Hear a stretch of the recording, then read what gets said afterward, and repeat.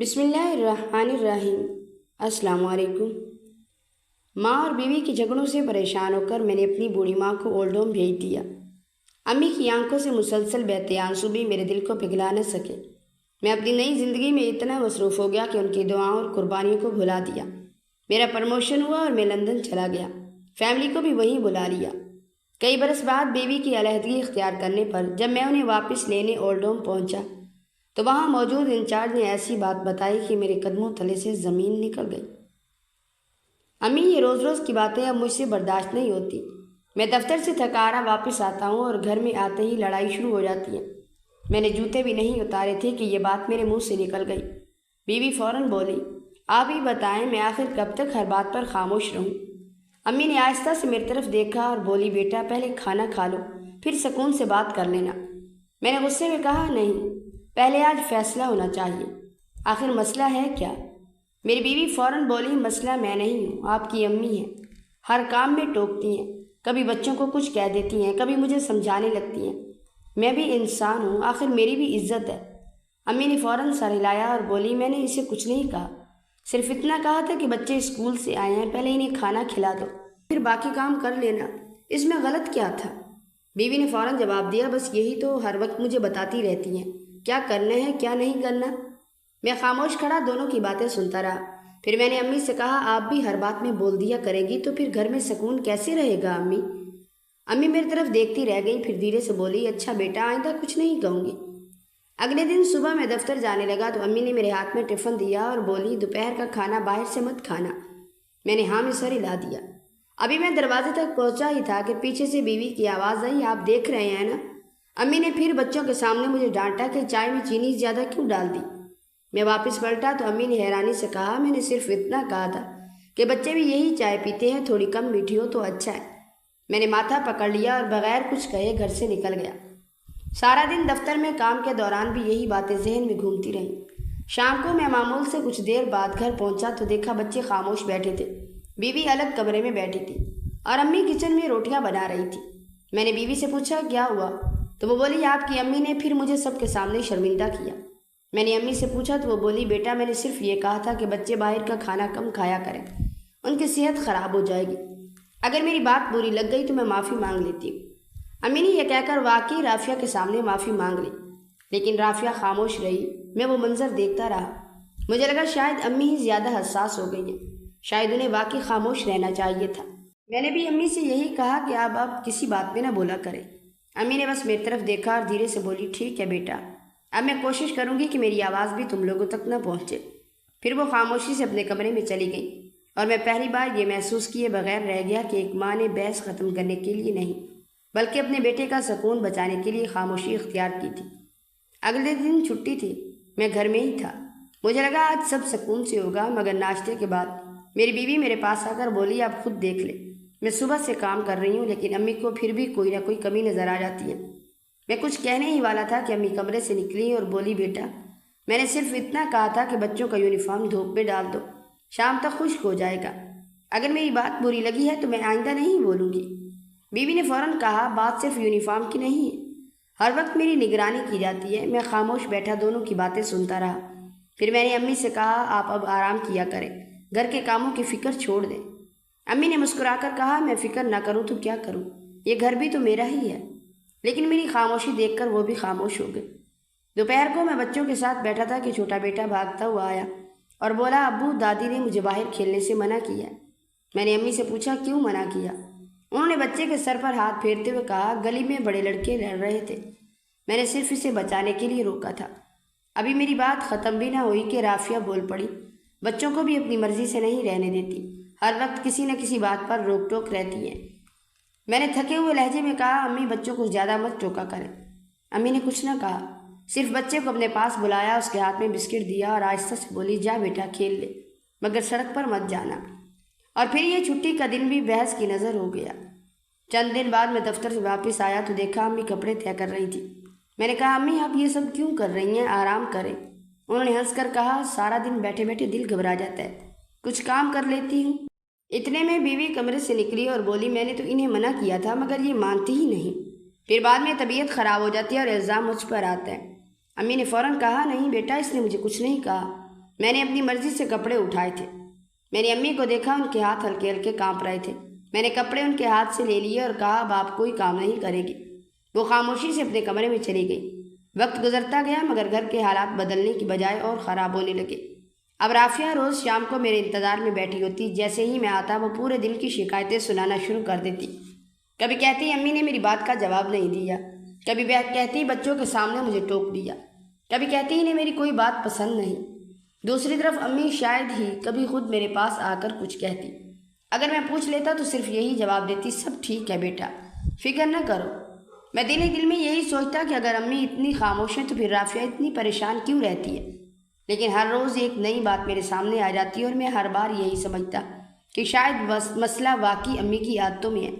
مجھے ذرا بھی اندازہ نہیں تھا کہ یہ خاموشیاں ایک دن مجھے اپنی ماں سے ہمیشہ کے لیے دور کر دیں گی۔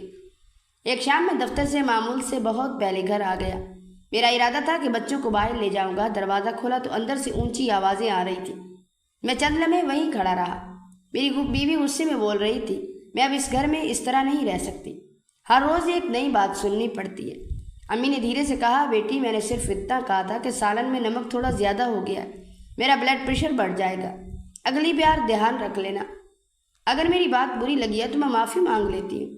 میری بیوی نے فوراً جواب دیا، یہی تو مسئلہ ہے، ہر بار آپ یہی کہتی ہے کہ میں نے صرف اتنا کہا تھا، مگر مجھے ہر وقت ایسا لگتا ہے جیسے میں اس گھر کی بہو نہیں بلکہ نوکرانی ہوں۔ میں اندر گیا تو دونوں خاموش ہو گئے۔ میں نے بیوی سے پوچھا، اب کیا ہوا؟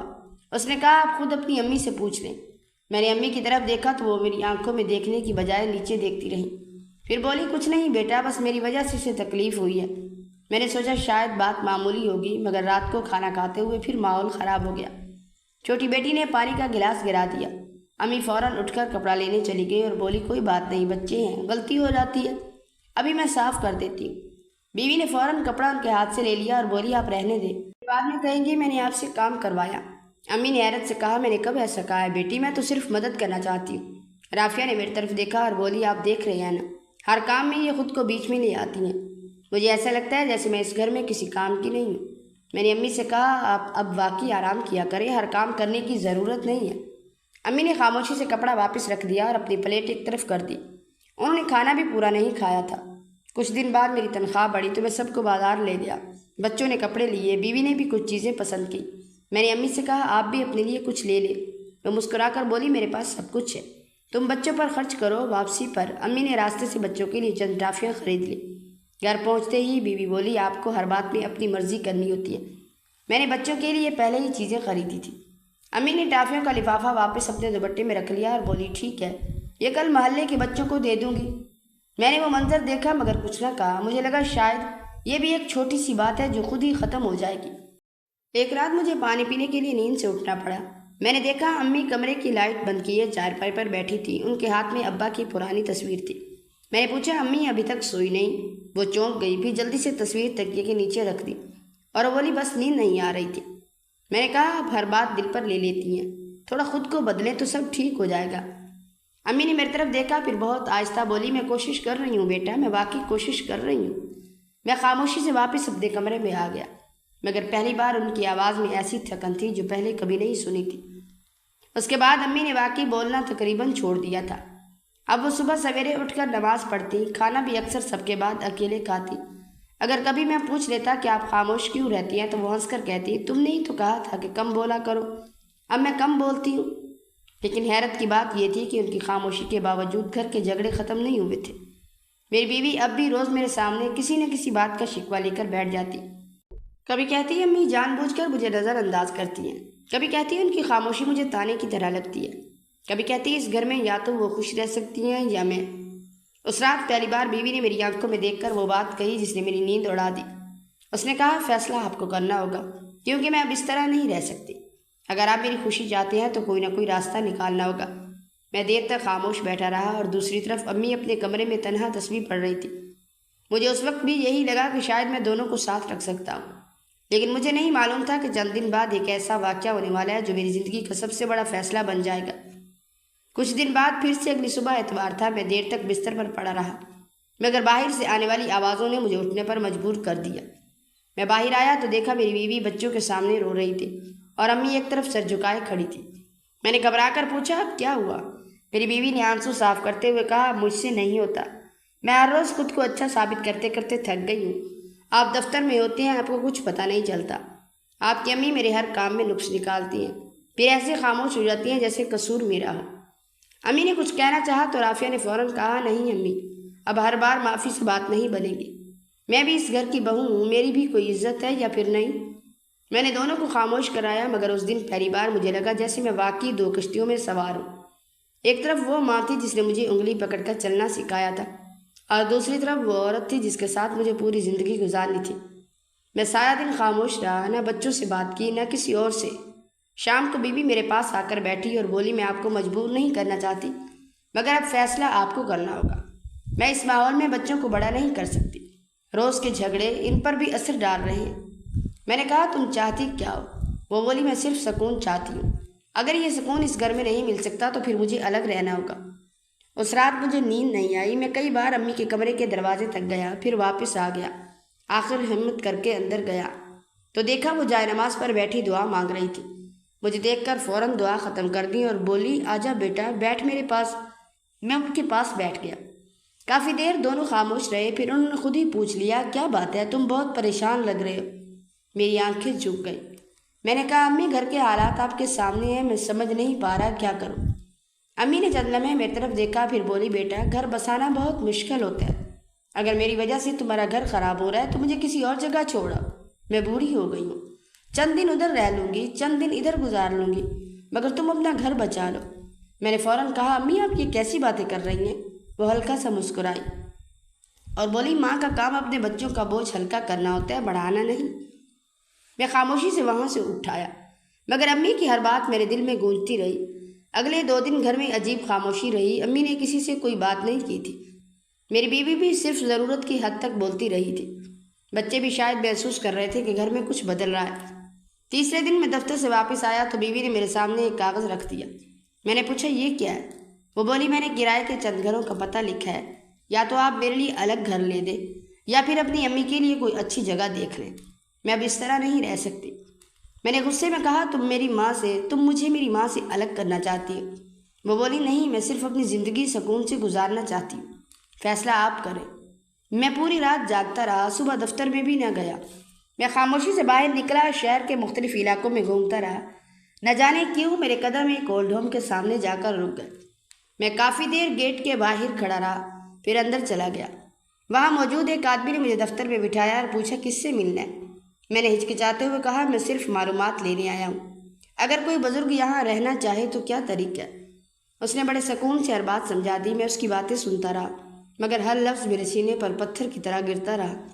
وہاں سے نکلتے وقت کئی بار دل نے کہا، واپس چلا جا، یہ جگہ تیری ماں کے لیے نہیں ہے، مگر جب گھر پہنچا تو بیوی کا اترا ہوا چہرہ اور گھر کی کشیدگی پھر میرے سامنے آ گئی۔ رات کو کھانے کے بعد میں نے ہمت کر کے امی کے پاس جا کر بیٹھا۔ وہ حسب معمول تسبیح پڑھ رہی تھی، مجھے دیکھ کر بولی، آج بہت تھکے ہوئے لگ رہے ہو۔ میں نے کانپتی ہوئی آواز میں کہا، امی میں آپ سے ایک بات کرنا چاہتا ہوں۔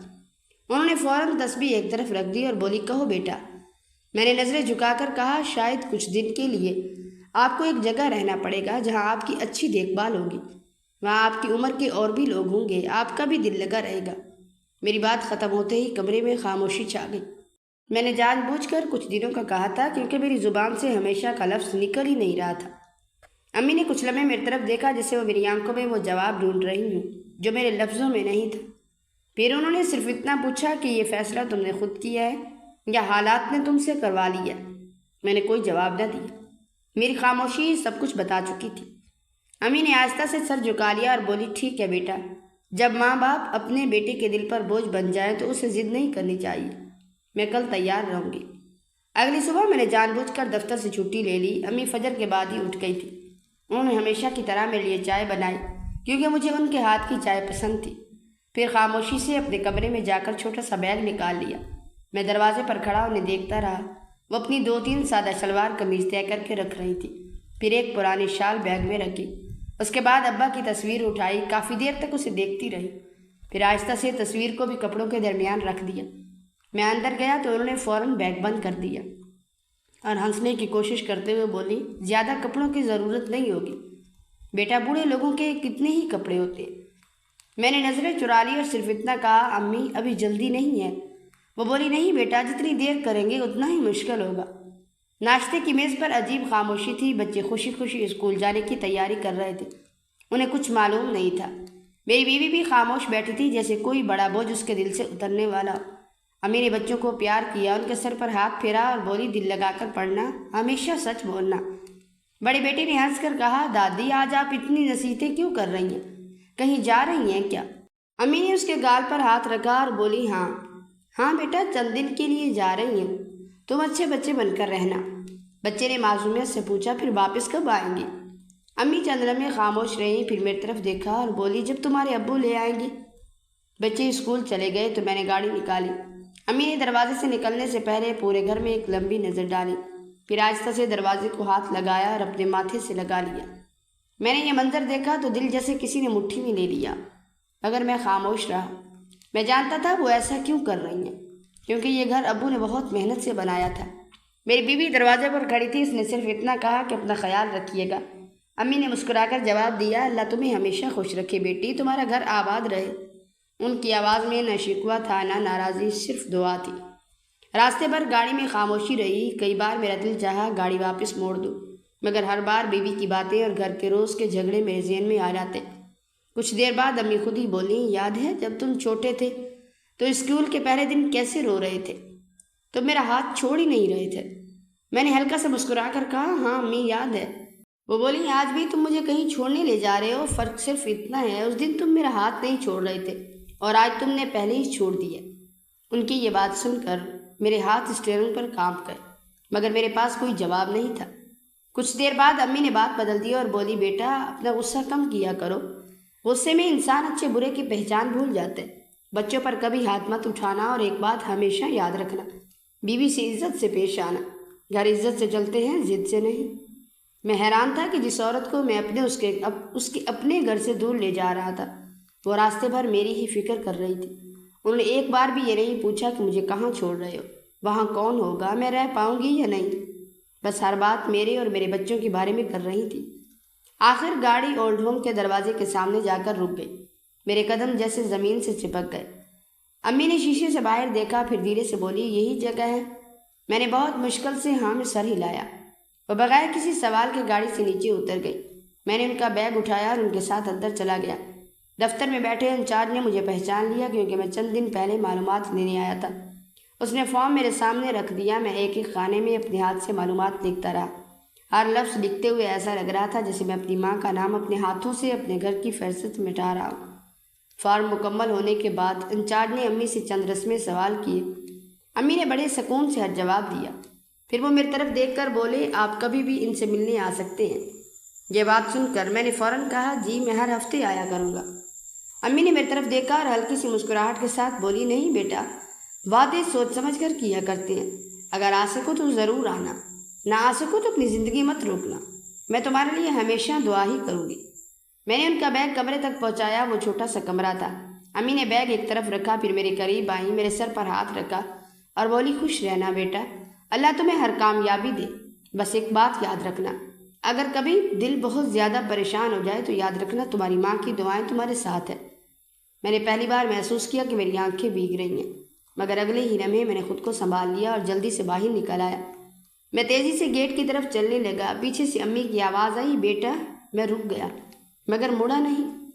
انہوں نے صرف اتنا کہا اپنا خیال رکھنا، کھانا وقت پر کھا لیا کرنا۔ میں نے بغیر پیچھے دیکھے ہاتھ ہلا دیا اور گاڑی میں بیٹھ گیا۔ جب گاڑی آگے بڑھی تو شیشے میں ایک لمحے کے لیے امی نظر آئی۔ وہ گیٹ کے پاس کھڑی تھی، ان کا ایک ہاتھ دعا کے لیے اٹھا ہوا تھا اور دوسرے ہاتھ سے وہ اپنے آنسو پونچھ رہی تھی۔ اگلے ہی لمحے میں نے نظریں شیشے سے ہٹا لی، کیونکہ اس وقت میرا دل اپنی ماں کی طرف دیکھنے کی ہمت بھی کھو چکا تھا۔ اور ڈوم سے واپس آیا تو گھر کا دروازہ کھلتے ہی عجیب سی خاموشی محسوس ہوئی تھی۔ چند دن پہلے تک یہی گھر روز کسی نہ کسی آواز سے بھرا رہتا تھا۔ کبھی امی بچوں کو سبق یاد کرا رہی ہوتی، کبھی کچن سے ان کی آواز آتی، کبھی وہ میرے دفتر سے آنے کا انتظار کرتی دکھائی دیتی۔ مگر اس دن سب کچھ بدل چکا تھا۔ میری بیوی میرے سامنے آ کر بولی اب آپ پریشان نہ ہوں، آہستہ آہستہ سب ٹھیک ہو جائے گا۔ میں نے سر ہلا دیا، مگر دل میں ایک عجیب سا بوجھ تھا۔ شام کو کھانا کھانے بیٹھا تو بے اختیار میرے منہ سے نکل گیا امی کو بھی بلا لو۔ پھر مجھے فوراً اپنی ہی بات یاد آ گئی اور میں خاموش ہو گیا۔ بیوی نے میری طرف دیکھا مگر کچھ نہ بولی۔ چند دن گزرے تو واقعی گھر میں جھگڑے ختم ہو گئے۔ میں نے خود کو یہ یقین دلانا شروع کر دیا کہ شاید میں نے جو فیصلہ کیا وہ غلط نہیں تھا۔ اسی دوران دفتر میں میری محنت رنگ لائی۔ ایک دن مینیجر نے مجھے اپنے کمرے میں بلایا اور مسکراتے ہوئے بولا، مبارک ہو، کمپنی نے تمہیں لندن برانچ کے لیے منتخب کیا ہے۔ اگلے چند مہینوں میں تمہیں وہاں جانا ہوگا۔ میں خوشی سے بے اختیار کھڑا ہو گیا۔ برسوں کی محنت آخر رنگ لے آئی تھی۔ میں گھر پہنچا تو بچوں نے خوشی سے شور مچا دیا۔ بیوی بھی بہت خوش تھی اور وہ فوراً لندن کی زندگی کے خواب دیکھنے لگی۔ اس رات کئی مہینوں بعد گھر میں پہلی بار سب ہنس رہے تھے، مگر اسی خوشی کے درمیان ایک لمحے کے لیے میرے ذہن میں امی کا خیال آیا۔ میں نے سوچا یہ خبر انہیں بھی دینی چاہیے، پھر خود ہی سوچا کل چلا جاؤں گا۔ اگلے دن دفتر کے کام بڑھ گئے، پھر پاسپورٹ، ویزے اور کاغذات کا سلسلہ شروع ہو گیا۔ صبح دفتر جانا، شام کو کسی نہ کسی دفتر کے چکر لگاتا، رات کو تھک کر واپس آ جاتا۔ ایک دن موبائل بجا، اسکرین پر اولڈ ہوم کا نمبر لکھا تھا۔ میں نے کال اٹھائی تو دوسری طرف سے ایک نرم آواز آئی، آپ کی والدہ پوچھ رہی تھی آپ خیریت سے ہیں؟ میں نے جلدی سے جواب دیا، جی بالکل ٹھیک ہوں، بس بہت مصروف ہوں۔ ان سے کہیے چند دن میں ضرور آؤں گا، ابھی ایک ضروری میٹنگ ہے۔ یہ کہہ کر میں نے فون بند کر دیا۔ مجھے واقعی جلدی تھی، مگر فون بند کرنے کے بعد چند لمحے تک موبائل ہاتھ میں ہی رہا۔ پھر اگلے ہی لمحے میں دوبارہ کام میں لگ گیا۔ چند دن بعد پھر وہی نمبر آیا۔ اس بار میں گاڑی چلا رہا تھا، میں نے کال نہیں اٹھائی۔ شام کو دیکھا تو کئی مسڈ کالز تھیں۔ میں نے دل میں سوچا رات کو بات کر لوں گا، مگر رات کو ایک دوست آ گیا، پھر وہ بات بھی رہ گئی۔ اگلی صبح اولڈ ہوم کی طرف سے ایک مختصر سا میسیج آیا تھا، آپ کی والدہ نے صرف آپ کی خیریت پوچھی ہے، فرصت ملے تو بات کر لیجیے۔ میں نے میسیج پڑھ کر موبائل جیب میں رکھ لیا اور خود سے کہا لندن جانے سے پہلے ایک دن ضرور جاؤں گا۔ گھر میں اب صرف لندن کی تیاریوں کی باتیں ہوتی تھی۔ کبھی سامان کی فہرست بنتی، کبھی انٹرنیٹ پر لندن میں بچوں کے اسکول تلاش کیے جاتے، کبھی بیوی نئے کپڑوں کی بات کرتی۔ ایک دن اس نے مجھ سے پوچھا، امی کا کیا کرنا ہے؟ میں نے کہا وہ ابھی وہیں رہیں گی، جب سب کچھ سیٹ ہو جائے گا پھر دیکھیں گے، شاید انہیں بھی اپنے ساتھ بلا لو۔ بیوی نے کچھ نہ کہا اور بات وہیں ختم ہو گئی، مگر میں نے اس ایک جملے کے سہارے اپنے ضمیر کو بھی خاموش کر دیا کہ بس کچھ دن کی بات ہے، پھر سب ٹھیک ہو جائے گا۔ لندن روانگی سے ایک دن پہلے میں نے سوچا آج ضرور امی سے مل کر آؤں گا، مگر اسی وقت کمپنی کی طرف سے اچانک ایک میٹنگ رکھ دی گئی۔ پھر بینک کا کام نکل آیا، پھر شام کو رشتہ دار ملنے آ گئے۔ رات دیر تک مصروفیت رہی۔ میں نے گھڑی دیکھی تو اولڈ ہوم جانے کا وقت ختم ہو چکا تھا۔ میں نے خود سے کہا کوئی بات نہیں، لندن پہنچ کر ہر ہفتے ویڈیو کال کر لیا کروں گا، اگلی چھٹی میں آ کر لے جاؤں گا۔ دل نے ایک بار پھر ٹوکا، مگر میں نے اس آواز کو بھی دبا دیا۔ ایئرپورٹ پر بچے خوشی سے ادھر ادھر دوڑ رہے تھے۔ میری بیوی نئے سفر کے خوابوں میں گم تھی۔ جہاز میں بیٹھتے وقت ایک لمحے کے لیے میرے ذہن میں خیال آیا کہ آج اگر امی ساتھ ہوتی تو روانگی سے پہلے میرے سر پر ہاتھ رکھ کر دعا ضرور دیتی۔ میں نے فوراً کھڑکی سے باہر دیکھنا شروع کر دیا، جیسے اس خیال سے بھی بچنا چاہتا ہوں۔ جہاز نے اڑان بھری اور میرے ساتھ میری زندگی کا ایک نیا باب بھی شروع ہو گیا، جبکہ پیچھے رہ جانے والے باب کو میں نے یہ سوچ کر بند کر دیا کہ وقت ملے گا تو پھر کبھی کھول لوں گا۔ مجھے یہ معلوم نہیں تھا کہ کچھ دروازے اگر وقت پر نہ کھولے جائیں تو وہ ہمیشہ کے لیے بند ہو جاتے ہیں۔ لندن پہنچنے کے بعد زندگی نے جیسے اچانک رفتار پکڑ لی۔ پہلے چند دن گھر ڈھونڈنے میں گزر گئے، پھر بچوں کے اسکول کا مسئلہ آیا، پھر دفتر کی نئی ذمہ داریاں شروع ہو گئی۔ صبح اندھیرے میں گھر سے نکلتا اور رات گئے واپس آتا۔ ایک دن دفتر میں بیٹھا تھا کہ موبائل پر پاکستان سے کال آئی۔ اسکرین پر اولڈ ہوم کا نمبر دیکھ کر چند لمحے کے لیے میرا ہاتھ رک گیا۔ پھر میں نے گھڑی دیکھی، میٹنگ شروع ہونے والی تھی۔ میں نے کال کاٹ دی اور خود سے کہا شام کو سکون سے بات کروں گا، مگر شام تک اتنا تھک چکا تھا کہ وہ بات پھر ذہن سے نکل گئی۔ اگلے دن بھی یہی ہوا، پھر آہستہ آہستہ وہ نمبر آنا بھی بند ہو گیا، اور میں نے بھی یہ سوچ لیا کہ شاید امی وہاں اپنے ماحول میں خوش ہوں گی۔ وقت گزرتا گیا، میری تنخواہ بڑھتی گئی، عہدہ بڑا ہوتا گیا، کمپنی نے مجھے نئی ذمہ داریاں دے دی۔ ہم نے لندن میں بڑا گھر خرید لیا، نئی گاڑی آ گئی، بچوں کی پڑھائی بہترین اسکول میں ہونے لگی۔ ہر کامیابی پر لوگ میری تعریف کرتے اور میں مسکرا دیتا، مگر کبھی کبھی رات کو سونے سے پہلے نہ جانے کیوں امی کا چہرہ ایک لمحے کے لیے آنکھوں کے سامنے آ جاتا، وہی جھریوں بھرا چہرہ، وہی دعاؤں کے لیے اٹھے ہوئے ہاتھ۔ پھر میں موبائل اٹھا کر دفتر کی ای میلز کو دیکھنے لگتا یا کسی اور کام میں خود کو مصروف کر لیتا، جیسے میں جان بوجھ کر ان کی یاد سے بھاگ رہا ہوں۔ ایک دن چھوٹا بیٹا میرے پاس آیا اور بولا ابو دادی کب آئیں گی؟ میرے دوست کی دادی تو ہر سال اس کے گھر آتی ہے۔ میں چند لمحے خاموش رہا، پھر میں نے کہا بیٹا دادی ابھی پاکستان میں ہے، جب موقع ملا تو انہیں بھی یہاں لے آئیں گے۔ بچے نے خوش ہو کر کہا پھر میں انہیں اپنا اسکول بھی دکھاؤں گا۔ میں نے اس کے سر پر ہاتھ پھیرا، مگر دل کے اندر جیسے کسی نے چبھن پیدا کر دی۔ اس رات میں نے پہلی بار اولڈ ہوم کا نمبر ڈھونڈنے کی کوشش کی، مگر پھر دفتر سے ایک ضروری کال آ گیا، وہ خیال بھی وہیں ختم ہو گیا۔ سال گزرتے گئے، بچے بڑے ہونے لگے، مگر اب گھر کے حالات بھی آہستہ آہستہ بدلنے لگے تھے۔ بیوی پہلے جیسی نہیں رہی تھی، وہ اب معمولی باتوں پر ناراض ہو جاتی۔ کبھی کہتی تمہارے پاس میرے لیے وقت نہیں، کبھی کہتی تمہیں صرف نوکری سے محبت ہے۔ میں اسے سمجھانے کی کوشش کرتا، مگر ہر گفتگو جھگڑے پر ختم ہوتی۔ ایک رات وہ بولی، جب سے یہاں آیا تم صرف اپنے کام کے ہو کر رہ گئے ہو۔ میں نے غصے میں کہا، یہ سب تم لوگوں کے لیے ہی تو کر رہا ہوں۔ اس نے تلخ لہجے میں جواب دیا، میں دولت نہیں، تمہارا ساتھ چاہیے تھا۔ اس رات ہم دونوں الگ الگ کمروں میں سوئے تھے۔ پھر جھگڑے بڑھتے گئے، اب کبھی بچوں کے سامنے آوازیں بلند ہوتی، کبھی کئی دن ایک دوسرے سے بات نہ ہوتی۔ میں حیران رہ جاتا، یہی سکون تو میں ڈھونڈ رہا تھا، اسی سکون کے لیے تو میں نے اپنی ماں کو اپنے گھر سے الگ کیا تھا، پھر آج یہ بے سکونی کیوں ختم نہیں ہو رہی؟ ایک شام دفتر سے واپس آیا تو دیکھا بیوی نے اپنے کپڑے الگ رکھ لیے تھے۔ میں نے پوچھا، یہ سب کیا ہے؟ وہ بولی، میں نے بہت کوشش کی مگر اب مزید نہیں ہو سکتا، میں بچوں کو لے کر الگ رہنا چاہتی ہوں۔ میں نے غصے میں کہا، اتنے سال بعد تم یہ بات کر رہی ہو؟ اس نے میری آنکھوں میں دیکھ کر کہا، شاید اب تمہیں میری بات سمجھ آئے، کیونکہ آج تم ہی تکلیف محسوس کرو گے جو کبھی ہم نے محسوس کی، اکیلے سارا دن گزارنے والی۔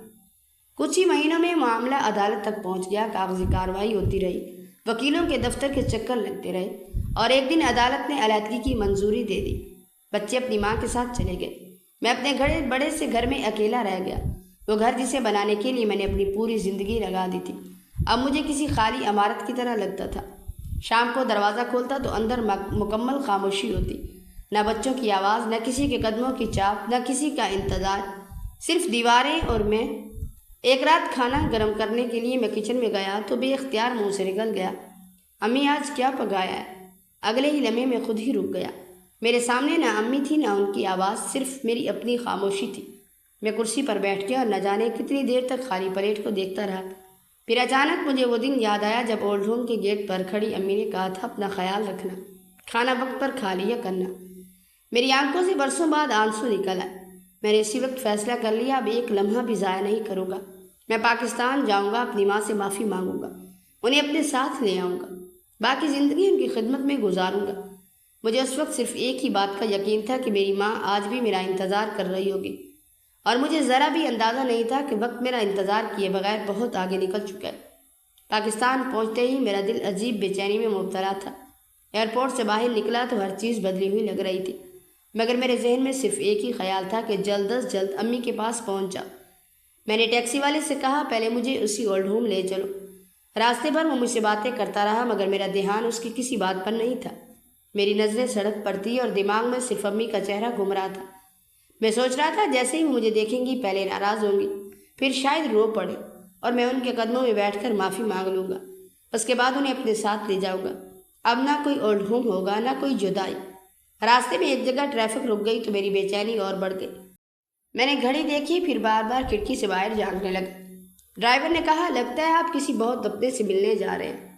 میں نے دھیرے سے کہا، ہاں، اپنی ماں سے۔ بہت دیر کر دی ہے، اب مزید دیر نہیں کرنا چاہتا۔ وہ خاموش ہو گیا، مگر اس کے بعد راستہ مجھے پہلے سے بھی زیادہ لمبا محسوس ہونے لگا۔ کافی دیر بعد گاڑی اولڈ ہوم کے باہر جا کر رکی۔ میں کچھ لمحے گاڑی میں ہی بیٹھا رہا، وہی گیٹ، وہی دیواریں، سب کچھ تقریباً ویسا ہی تھا جیسے پرسوں پہلے چھوڑ کر گیا تھا۔ فرق صرف اتنا تھا کہ اس وقت میرے ساتھ میری ماں تھی اور آج میرے ہاتھ خالی تھے۔ میں نے کرایہ دیا اور تیزی سے اندر کی طرف بڑھ گیا۔ ہر قدم کے ساتھ دل کی دھڑکن تیز ہوتی جا رہی تھی۔ دفتر کے دروازے پر پہنچ کر میں نے ہلکے سے دستک دی۔ اندر بیٹھے ایک بزرگ نے سر اٹھا کر میری طرف دیکھا اور پھر بیٹھنے کا اشارہ کیا۔ میں نے جلدی سے کہا، میں بیٹھنے نہیں آیا، میں اپنی والدہ کو گھر لے جانے آیا ہوں۔ کئی سال پہلے میں انہیں یہاں چھوڑ کر گیا تھا، اب میں انہیں اپنے ساتھ لے جانا چاہتا ہوں۔ وہ چند لمحے خاموشی سے مجھے دیکھتے رہے، جیسے میرے چہرے کو پہچاننے کی کوشش کر رہے ہیں۔ پھر انہوں نے آہستہ سے پوچھا، آپ کا نام کیا ہے؟ میں نے اپنا نام بتایا تو ان کے چہرے کا رنگ بدل گیا۔ انہوں نے میز پر رکھا رجسٹر اپنی طرف کھینچا اور آہستہ آہستہ اس کے صفحات پلٹنے لگے۔ میں بے صبری سے بار بار پوچھ رہا تھا، امی کہاں ہیں؟ کیا وہ اپنے کمرے میں ہیں؟ آپ کسی کو بھیج دیں، میں خود جا کر انہیں لے آتا ہوں۔ مگر وہ بغیر کچھ کہے رجسٹر دیکھتے رہے۔ پھر انہوں نے ایک پرانی فائل نکالی، اس پر جمی گرد صاف کی اور اسے میرے سامنے رکھ دی۔ میری بے چینی ہر لمحے بڑھتی جا رہی تھی۔ میں نے گھبرا کر کہا، آخر بات کیا ہے؟ آپ مجھے کیوں ڈرا رہے ہیں؟ میں اپنی ماں کو لینے آیا ہوں، بس اتنا بتا دیں، وہ ٹھیک ہے نا؟ انچارج نے میری طرف دیکھا، ایک گہری سانس لی، پھر کرسی کی پشت سے ٹیک لگا کر بہت دھیرے سے بولے، پہلے آپ بیٹھ جائیں، کیونکہ جو بات میں آپ کو بتانے والا ہوں وہ کھڑے ہو کر سننا آسان نہیں ہوگا۔ ان کے لہجے میں ایسی سنجیدگی تھی کہ میرے دل میں ایک انجانا خوف اتر گیا، اور پہلی بار مجھے محسوس ہوا کہ شاید میں واقعی بہت دیر کر چکا ہوں۔ میرے پاؤں جیسے خود بخود کرسی کی طرف بڑھ گئے، مگر دل اب بھی یہی ماننے کو تیار نہیں تھا کہ کوئی بری خبر میرا انتظار کر رہی ہے۔ میں نے بیٹھتے ہی بے صبری سے کہا، خدا کے لیے مجھے سیدھی بات بتائیں، میری امی کہاں ہیں؟ میں انہیں اپنے ساتھ لے جانے آیا ہوں۔ میں نے لندن کی نوکری بھی چھوڑ دی ہے، اب میں انہیں کبھی اکیلا نہیں چھوڑوں گا۔ انچارج نے چند لمحے میری طرف دیکھا، پھر آہستہ سے بولے، بیٹا کچھ فیصلے وقت پر کیے جائیں تو زندگی بن جاتی ہے، اور اگر دیر ہو جائے تو پھر صرف پچھتاوا رہ جاتا ہے۔ میں نے گھبرا کر کہا، آپ یہ سب کیوں کہہ رہے؟ مجھے میری امی کے پاس لے چلیں۔ وہ خاموش رہے، پھر میز کی دراز کھول کر ایک چھوٹا سا کپڑے کا تھیلا باہر نکالا اور اسے میرے سامنے رکھ دیا۔ میں نے حیرت سے تھیلے کی طرف دیکھا تو انچارج بولے، جب آپ کی والدہ یہاں آئی تو ان کے پاس یہی چند چیزیں تھیں، ایک پرانی تسبیح، ایک چشمہ، ایک شال اور ایک تصویر جسے وہ ہر روز اپنے پاس رکھتی تھی۔ میں نے کپ کپاتے ہاتھوں سے تصویر اٹھائی، وہ میرے مرحوم والد کی تصویر تھی۔ میری آنکھوں کے سامنے اندھیرا سا چھا گیا۔ میں نے لرزتی آواز میں پوچھا، یہ سب میرے سامنے کیوں رکھا جا رہا ہے؟ میری امی کہاں ہیں؟ انچارج نے آہستہ سے نظریں جھکا لی اور بولے، آپ کی والدہ اب اس دنیا میں نہیں رہی۔ یہ الفاظ سنتے ہی مجھے ایسے لگا جیسے میرے کانوں نے سننے سے انکار کر دیا۔ میں فوراً کھڑا ہو گیا اور بلند آواز میں بولا، نہیں، یہ نہیں ہو سکتا، آپ کو ضرور کوئی غلط فہمی ہوئی ہے۔ میں ہر ہفتے آنے والا تھا، پھر لندن کی مصروفیات میں پھنس گیا، مگر اب میں آ گیا ہوں، آپ انہیں بلا دیں، وہ ضرور کسی کمرے میں ہوں گے۔ انچارج نے میری بات خاموشی سے سنی، پھر بولے، کاش واقعی ایسا ہی ہوتا، مگر حقیقت یہی ہے کہ 1 سال پہلے ہمیں چھوڑ کر چلی گئی ہیں۔ میں اپنی جگہ پر کھڑا رہ گیا، میرے ہونٹ ہل رہے تھے مگر آواز نہیں نکل رہی تھی۔ کافی دیر بعد میں نے بمشکل پوچھا، کیا انہوں نے آخری وقت میں میرے بارے میں کچھ کہا تھا؟ انچارج کی آنکھیں بھی نم ہو گئی۔ وہ بولے، تمہاری والدہ نے یہاں کبھی کسی سے شکایت نہیں کی، وہ ہر نئے آنے والے سے یہی کہتی کہ میرا بیٹا بہت اچھا ہے، بس بہت مصروف ہے، ایک دن ضرور آئے گا اور مجھے اپنے ساتھ لے جائے گا۔ جب بھی گیٹ پر کسی گاڑی کی آواز آتی وہ فوراً اٹھ کر دروازے کی طرف دیکھتی، پھر خاموشی سے واپس آ کر بیٹھ جاتی۔ شام کو مجھ سے پوچھتی، آج کوئی آیا تھا؟ اور میں ہر بار خاموش ہو جاتا اور وہ خود ہی مسکرا کر کہتی، کوئی بات نہیں، شاید اگلے ہفتے آ جائے گا۔ انچارج نے ایک اور لفافہ نکال کر میرے سامنے رکھا اور بولے، یہ انہوں نے اپنے آخری دنوں میں تمہارے لیے دیا تھا، انہوں نے کہا تھا اگر میرا بیٹا کبھی واپس آئے تو یہ اسے ضرور دے دینا۔ میں نے کانپتے ہاتھوں سے لفافہ پکڑ لیا مگر اسے کھولنے کی ہمت نہ ہوئی۔ میری نظریں بار بار اسی دروازے کی طرف جا رہی تھی جہاں سے میں نے برسوں پہلے اپنی ماں کو چھوڑ کر واپس قدم بڑھائے تھے۔ آج وہی دروازہ میرے سامنے تھا مگر اس کے پیچھے میری ماں نہیں تھی، صرف میری زندگی کی سب سے بڑی محرومی میرا انتظار کر رہی تھی۔ میں نے آہستہ سے سر جھکا لیا، میری آنکھوں سے آنسو مسلسل گر رہے تھے اور میرے دل میں صرف ایک ہی سوال بار بار اٹھ رہا تھا، اگر میں ایک بار بھی آ جاتا، اگر میں صرف ایک بار اپنی ماں سے مل لیتا تو شاید آج میری زندگی کا یہ انجام نہ ہوتا۔ مگر اب وقت میرے ہاتھ سے نکل چکا تھا اور میں صرف اپنے کیے ہوئے فیصلے کے بوجھ کے ساتھ خاموش بیٹھا تھا، جبکہ میری ماں کی دعائیں اس دنیا سے رخصت ہو چکی تھی اور میرے لیے صرف ان کی آخری نشانی وہ بند لفافہ باقی رہ گیا تھا۔ میرے ہاتھ اتنے کانپ رہے تھے کہ لفافہ کھولنا بھی مشکل ہو رہا تھا۔ میں نے بڑی مشکل سے اسے کھولا، اندر ایک سادہ سا کاغذ تھا جس پر امی کی کمزور لکھائی تھی۔ میں نے پڑھنا شروع کیا، بیٹا اگر یہ خط تمہارے ہاتھ میں آیا ہے تو اس کا مطلب ہے تم ضرور واپس آئے ہو، مجھے یقین تھا ایک دن تم ضرور آؤ گے، اس لیے میں نے تمہارا انتظار کبھی نہیں چھوڑا۔ تم فکر نہ کرنا، میں نے تمہیں کبھی برا نہیں سمجھا، مجھے ہمیشہ معلوم تھا کہ حالات انسان سے ایسے فیصلے بھی کروا دیتے ہیں جو اپنے دل سے نہیں کرنا چاہتا۔ اگر کبھی کہیں میری یاد آئے تو خود کو قصوروار مت سمجھنا، بس اپنے بچوں کے ساتھ وہ مت کرنا جو میرے ساتھ ہو گیا۔ میں نے خط پڑھنا بند کر دیا، میری آنکھوں سے آنسو کاغذ پر گرنے لگا مگر میں نے خود کو سنبھالا اور دوبارہ پڑھنا شروع کیا۔ خط میں آگے لکھا تھا، بیٹا جب تم چھوٹے تھے اور رات کو ڈر کر جاگ جاتے تھے تو تم میرا ہاتھ پکڑ کر دوبارہ سو جاتے تھے، تمہیں یاد بھی نہیں ہوگا مگر مجھے سب یاد ہے۔ تمہیں بخار ہوتا تو میں پوری رات تمہارے سرہانے بیٹھی رہتی، تمہارے امتحان ہوتے تو میں فجر سے پہلے اٹھ کر تمہارے لیے ناشتہ بناتی تھی، تمہاری پہلی تنخواہ کا دن بھی مجھے یاد ہے، تم کتنے خوش تھے۔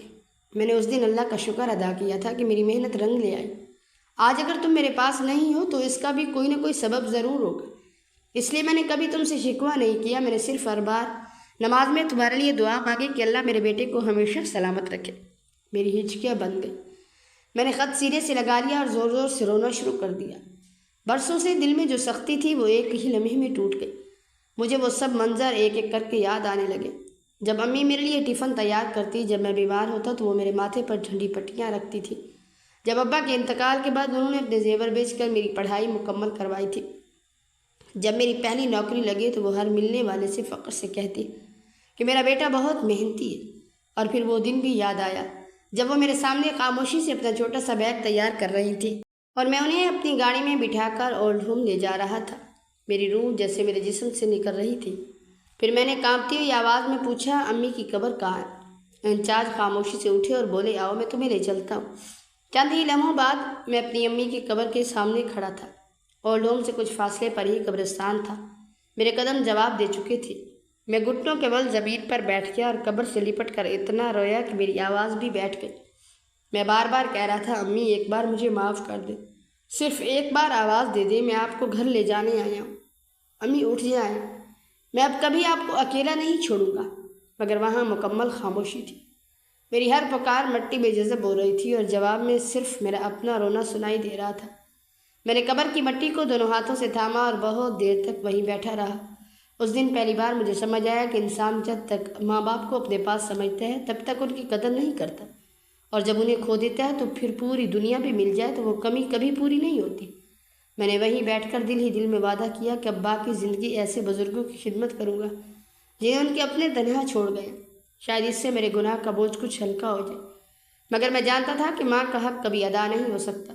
اس دن میں اولڈ ہوم سے اپنی ماں کو ساتھ لے کر نہیں لوٹا، بلکہ اپنی زندگی کا بڑا سبق لے کر واپس آیا۔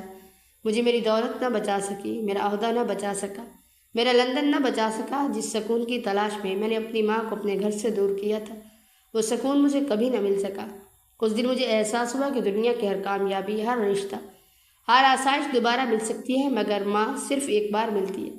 اگر وہ چلی جائے تو پھر انسان ساری زندگی صرف پچھتاوا ہی جمع کرتا رہ جاتا ہے۔ اس لیے جس کے ماں باپ زندہ ہیں وہ ان کی قدر آج ہی کریں، کیونکہ کل شاید بہت دیر ہو چکی ہو۔ اس ندامت اور پچھتاوے کے بعد میری زندگی کی سمت یکسر بدل گئی۔ وقت کا پہیہ اب پیچھے نہیں گھوم سکتا تھا، لیکن جو سانسیں باقی تھی میں انہیں نیکی کے اس سفر میں جھونک دینا چاہتا تھا جہاں کوئی ماں دوبارہ تنہا نہ روئے۔